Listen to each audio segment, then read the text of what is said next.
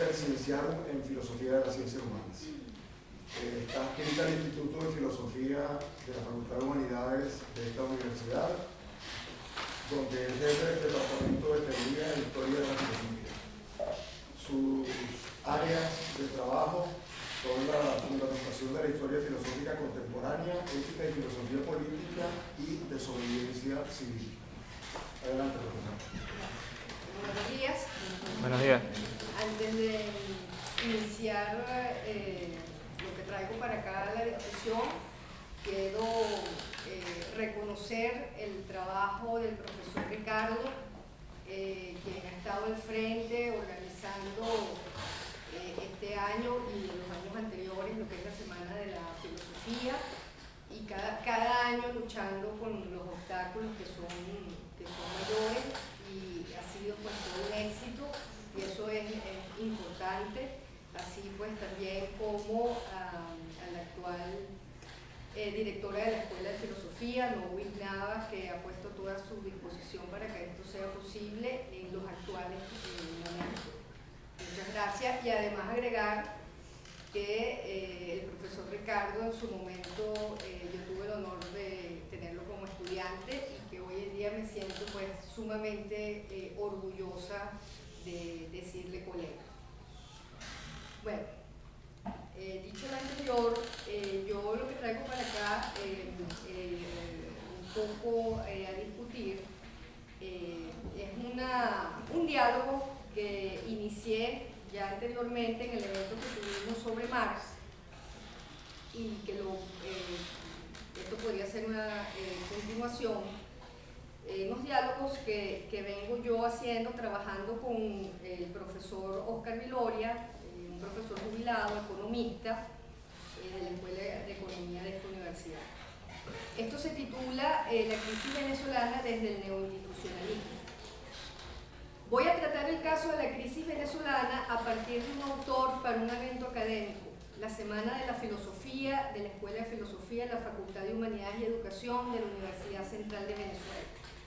Quiero tratarlo desde el punto de vista de la filosofía de la praxis, para lo cual pienso valerme de los planteamientos de la nueva corriente económica neoinstitucionalista, y pensar en voz alta sobre el problema con el economista Oscar Viloria, profesor jubilado de la Universidad Central de Venezuela, quien fuera director de la Escuela de Economía de esta universidad, y con quien trabajo en el proyecto Expertise. Inicio mi diálogo con el profesor.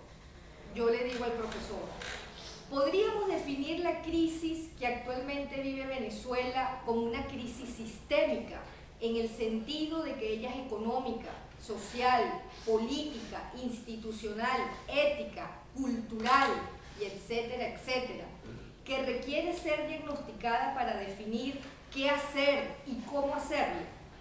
Se trata de un marco de circunstancias complejo que ha deteriorado notablemente el ordenamiento institucional, y su complejidad deviene de su naturaleza pluricausal. En un papel de trabajo denominado La proposición del proyecto Experticia, en el cual trabajo con usted, trata el caso de la crisis de transición. Lo exponemos así: en un periodo de transición se quiebra el entorno de condiciones normales y se rompe el equilibrio general, cuando irrumpen presiones estructurales acumuladas a lo largo del tiempo, creando un escenario caótico que desorienta la observación del especialista, cuando tiene que diagnosticar la situación, fijar metas y objetivos, y recomendar medidas adecuadas, pues por su contemporaneidad se confunden dos cosas distintas: condiciones estructurales y condiciones coyunturales. Así entonces, el pasado y el futuro invaden el presente, que como etapa de transición se acorta y se reduce a una frontera, a una línea tenue, en la que el corto plazo y el largo plazo se funden y se mimetizan, generando incertidumbre. A esto contesta el profesor Oscar Viloria: tiene razón. Esto lo hemos discutido bastante sobre la relación pasado, presente, futuro. Y en esa relación, ¿qué hacer? cómo hacerlo y sobre todo, quién debe hacerlo. A propósito, la visión del cambio cualitativo de Kierkegaard y la visión de tiempo de Ortega y Gasset en el epílogo a la historia de la filosofía de Julián María me fueron muy esclarecedoras. Voy a interrumpirla para considerar tres situaciones que son sobredeterminantes. La primera, el final de una era de la sociedad industrial. La segunda, el final de un ciclo económico de onda larga. La tercera, el final de la economía rentista en Venezuela. Primero, el final de la sociedad industrial. El lazo comprendido entre la década final del siglo XX y las dos primeras décadas del siglo XXI es una crisis de civilización, cuyo impacto habrá de cambiar el orden mundial, la forma de ver el mundo y los hábitos de la sociedad. La calidad de este tiempo de cambios, que tiene el sello de la revolución cibernética, es equivalente a la fractura de la estructura y del ritmo de la evolución del capitalismo en la transición de la última década del siglo XVIII y las dos primeras décadas del siglo XIX, que corresponde a la revolución industrial, y de un tenor equivalente a la transición de la última década del siglo XV y las dos primeras décadas del siglo XVI, que corresponden al Renacimiento. El siglo XV es la transición del feudalismo al capitalismo, y la larga gestación del capitalismo se remonta al periodo comprendido entre los siglos XIII y XIV. Peter Drucker señala que cada 200 años hay una crisis de civilización y las identifica con el final de los siglos XIII, XV, XVIII y XX. Segundo, el final del cuarto ciclo económico de onda larga. El tiempo comprendido entre la revolución industrial en el tercer tercio del siglo XVIII y las dos últimas décadas del siglo XX es el lugar histórico de desenvolvimiento de la sociedad industrial capitalista. Se experimentaron 4 grandes expansiones económicas que fueron motivadas por innovaciones tecnológicas, a las cuales sucedieron 4 grandes depresiones seguidas de una prolongada fase de decrecimiento.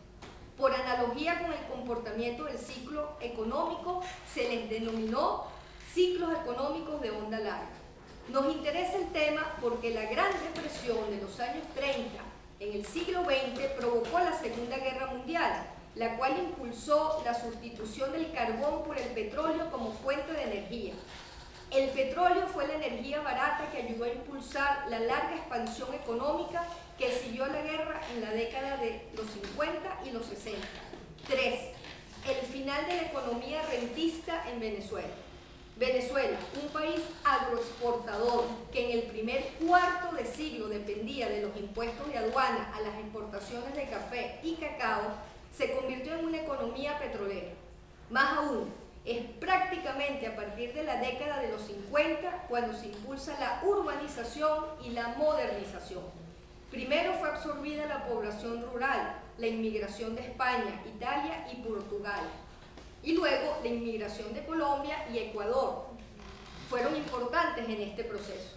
Venezuela es un país prácticamente construido por inmigrantes y sus descendientes. Este fenómeno es muy importante porque la urbanización fue creando un sentido de integración venezolana. Antes, Venezuela era la suma de 4 regiones: el Caribe, los Andes, la cuenca amazónica y los llanos. Teniendo los recursos financieros provenientes del ingreso petrolero y un ejército industrial de reserva, Venezuela, la industrialización no pasó más allá de ser una industria muy limitada de ensamblaje y de bienes de consumo, muy dependiente de insumos importados. Las exportaciones petroleras capturaban un cuanto importante de la plusvalía de los países industrializados, que regresaba a sus países de origen a pagar las importaciones y los insumos para una industria que atendía a una sociedad de consumo. Se daba la paradoja de que la circulación de la plusvalía alimentara una economía rentista. A esto le respondo yo, el profesor. Estos 3 finales no explican la naturaleza de la crisis, aunque sí es importante para explicarse su magnitud. Lo más interesante o importante es la ruptura de la circulación de la plusvalía.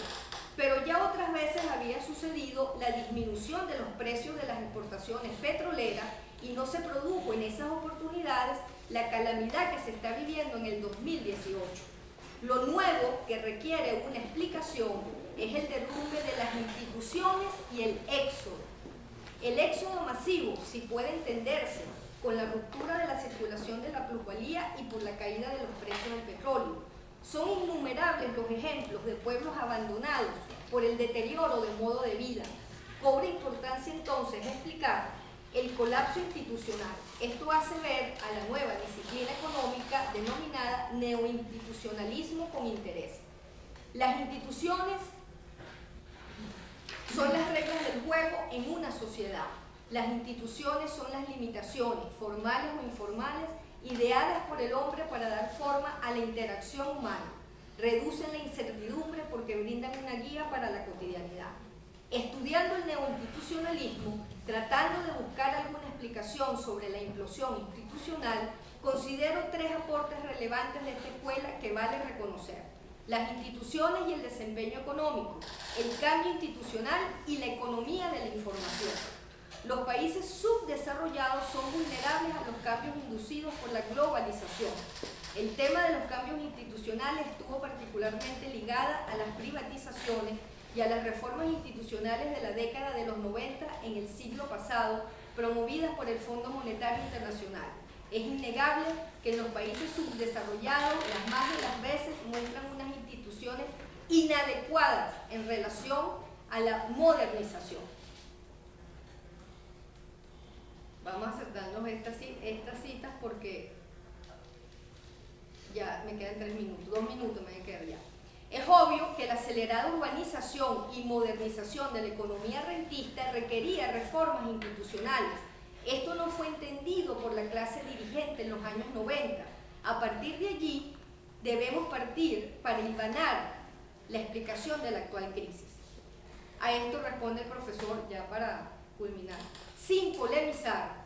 Este es un hilo. Usted misma señaló que la crisis es pluricausal.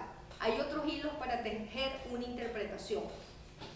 Quiero seguir poniendo hilos y en este sentido seguir exponiendo causas condicionantes del cambio. La certidumbre sobre la necesidad de un cambio no nace de la nada.